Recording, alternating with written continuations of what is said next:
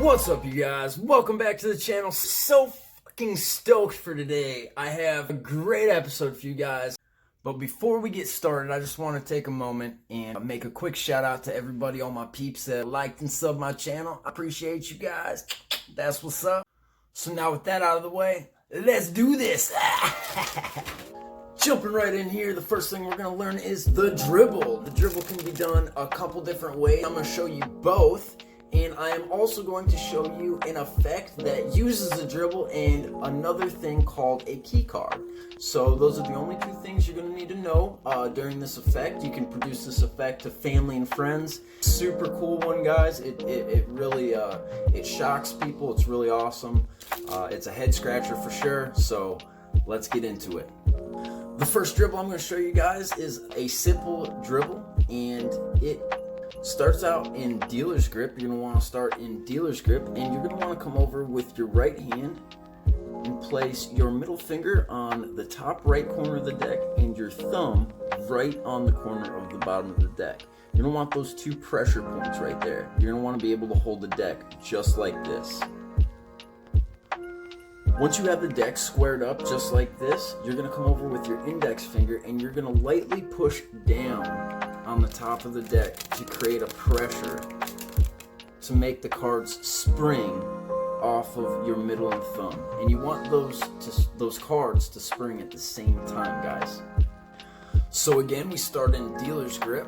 I come over with my right hand and grab it right on the corners, and I put my index finger, I rest it right on the top of the deck. You can see the cards already starting to fall because I have such a kind of like a light pinch grip right on the bottom there. And you're going to want to just release the cards at the same time, just like that. So, corners, index, and you see how my hand kind of crawls back? This hand, my right hand, it starts like this, and then as it goes, I kind of push like that.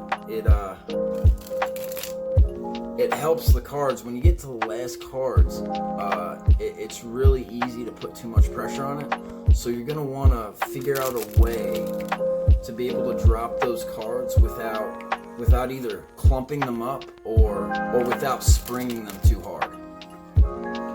You're also going to want to put some pressure on these corners. You're going to want to pinch kind of in. And you'll find out what that pressure is exactly. When you mess with the cards, you'll know, just how much pressure to put.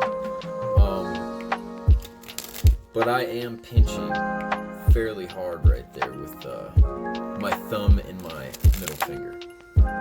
Now on to the second dribble, my favorite dribble. It's a little bit harder, guys, but I'm sure with enough practice you guys will get it too.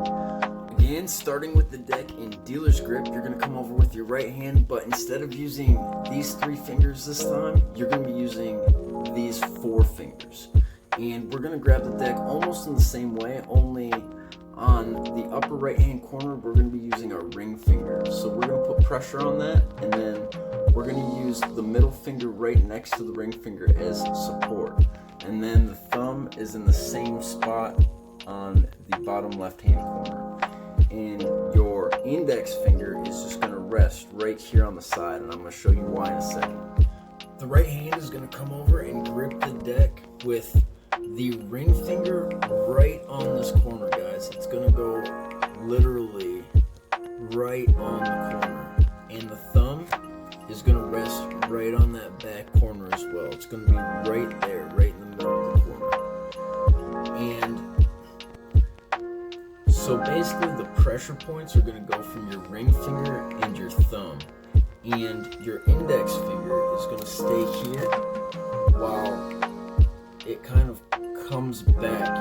Your hand kind of does this motion, and as you release, your index finger is kind of crawling up and it's putting pressure on all those cards, and you have to figure out what that pressure is, and the more you do it, the better you get at it. So anyway, guys, that's the dribble. If you guys have any more questions or comments, just hit me up in the comment section below. And now on to the effect. Now the effect goes like this. You tell the spectator that you're gonna dribble the cards, and you just tell me when to stop dribbling. Alright, so for example, stop right there, take that first card, and you're gonna hand this card to them. Now you're not gonna know what this card is, but what you are gonna do is you're gonna lift up on this back corner, and you're gonna peep that 9 of diamonds right there. You're just gonna get that peep. You're going to tell them to get that card and place it back on top of the pack. And then with this 9 of diamonds, you're going to set that right on top of that card. The 9 of diamonds is called the key card. Now that you know the key card, you can cut this as many times as you want. And that key card, the 9 of diamonds, will always be right on top of that 5 of spades. I'll show you what I mean. Now again, you won't know that the 5 of spades is their card, but as I spread these cards out, can you see the 9 of diamonds? Do you see the card right underneath the 9 of diamonds? It will always be their card, so you know that the 9 of diamonds was the card that you peeked at. The 5 of spades has to be their card. And you can end this trick any way you guys want, alright? You can think of any different way to end this trick. That's the cool thing about magic. You can kind of, formulate it and make it your own, guys. Do whatever. Be artistic, be creative. That's awesome. The ending I choose to do is I like to spread the cards out, and I actually tell them to think of their card, say the card over and over and over again in their head. What I do is I spread the cards out and I kind of wave my hand over the cards, and I tell the spectator, when my hand gets over your card, say stop, but don't say it out loud, say it in your mind, because I know their card now. The cards are turned over. I know the card beneath the 9 of diamonds is going to be their card, which was the 5 of spades. So as I'm coming up to the 5 of spades, I kind of judge when they start to say stop. I go over it and then I come back and I kind of like wiggle like a speedometer dial or something like that.